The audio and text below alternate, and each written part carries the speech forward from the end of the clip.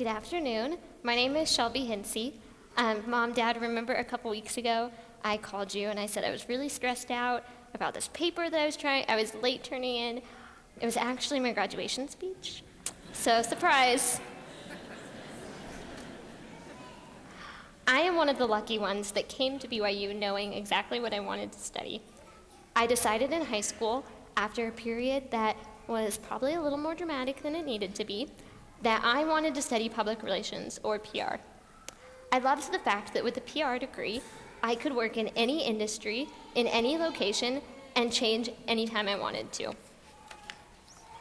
Now, most people think that as PR majors, all we do is play on social media and talk about pop culture all day.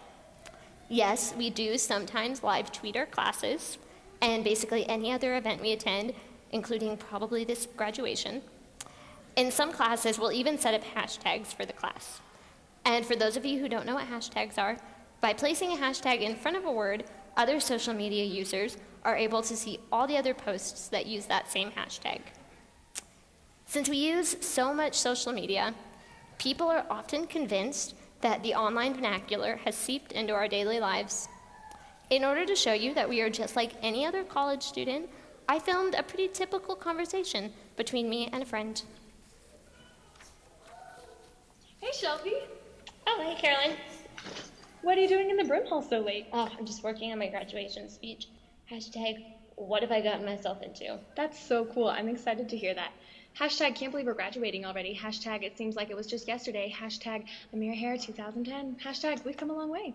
Hashtag, so didn't get the grades we deserved in that class. Hashtag, oh, Shelby, let it go, can't hold it back anymore. Hashtag, over that song. Hashtag, sorry, I'm not sorry. Hashtag, it's fine.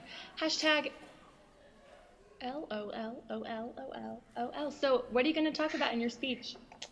Oh, just the things I'm going to miss about BYU. Hashtag, why did they open a Chick-fil-A right before we graduate? Hashtag, show me the waffle fries. Hashtag, bye Cecil. Hashtag, whoosh Kevin. Hashtag, and I'm really going to miss our professors. Hashtag, oops, I didn't mean to hashtag that. And I'm really going to miss our professors. Hashtag, plowman. Hashtag, DKP. Hashtag, DJ DKP. Hashtag, K-plow.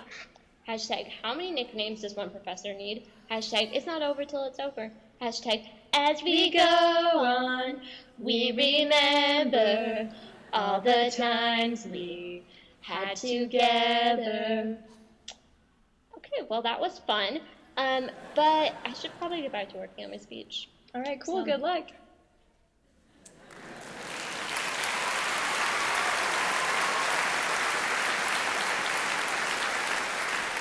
Okay, so we do like social media and pop culture, hashtag, a lot. But PR is so much more than that. The textbook definition of PR is a strategic communication process that builds mutually beneficial relationships between organizations and their publics. When done right, PR isn't spinning, lying, or hiding. It's building trust and relationships.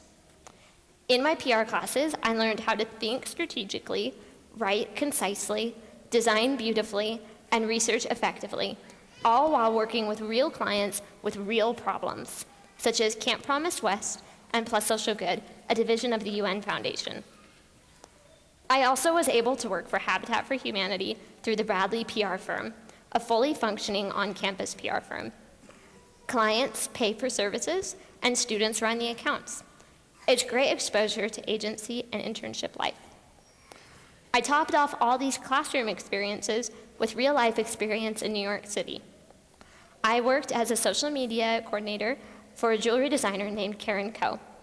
I wrote blog posts and content and developed for her social media sites and developed graphics like these for her Instagram and blog. As the internship went along, my boss realized I came to her very prepared, and my responsibilities grew. By the end, I was also handling media pitching and redesigning her press kit. But one morning before work, I headed down to Rockefeller Plaza to watch a few minutes of the Today Show. I'd always thought it would be cool to work on the Today Show. I was probably the only kid in my elementary school that knew who Katie and Matt, Al and Ann were, and that they were America's first family. I once told my mom that I wanted a job when I grew up that I could wear a headset and boss people around. I loved watching all the behind-the-scenes work that went on to make sure the show ran smoothly. I came to the quick realization that that was what I wanted to do. I guess I always knew it, but it was then that it clicked. When I came back to school, I began taking producing classes in the broadcast journalism program. I loved working on the 11 News. I get to write news stories, edit videos, and even wear a headset. But I'm wearing a headset today, so maybe I'll just become a professional graduation speaker. I am very excited to see where broadcast takes me. Sometimes in the communications department, there's a little loving competition between the different programs. But through school and work, I have been immersed in almost all of them. I have seen that each program just uses different means to reach the same end goal. They all strive to give students hands-on, applicable experience that will help them find a meaningful career. They all teach how to communicate to a specific group, whether they call it a key public, a demographic, or a target audience. Daily, I utilize skills I learned in my PR classes, whether it's when I'm working on the news or figuring out how to convince my parents that we really should go to Disneyland after graduation. But most importantly, I have met some incredibly talented and promising students in this program that will go on to do great things. To you I say, we are ready. Graduating is scary, but we are ready. We have been prepared. We will create great change.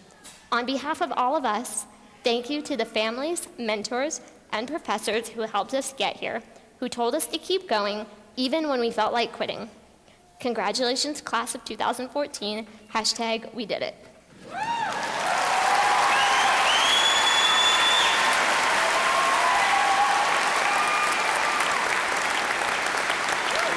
Thanks.